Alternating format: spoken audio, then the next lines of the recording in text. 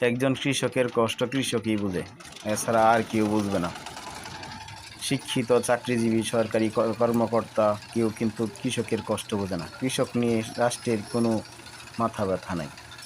অতিরিক্ত বৃষ্টির কারণে পানির নিচে তলিয়ে গেছে হাজার হাজার কৃষকের টন কি টন ধানের ফসল।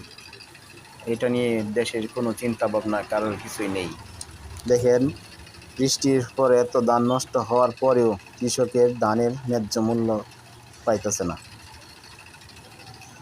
যে টাকা দিয়ে কৃষক ধান কেটে ঘরে ফসল তুললো, সেই টাকাই পাচ্ছে না ধান বিক্রি করে। তার উপরে তো বিভিন্ন ধরনের যন্ত্রাংশের বিভিন্ন ধরনের ঝামেলা তো আছেই, যেমন ধান কাটা, ধান মাড়াই করার মেশিন। এইসবের কাজে সরকার যে ভর্তুকিগুলি দেয়, এগুলি কিন্তু কৃষক পায় না। এগুলি পায় এলাকার গণ্যমান্য লোক যারা আছে, তারা এই ভর্তুকি দিয়ে মেশিনগুলি কিনতেছে, তারা ব্যবসা করতেছে। কিন্তু সরকার যে ভর্তুকিগুলি কৃষকের জন্য দেয়, কৃষক পায় না।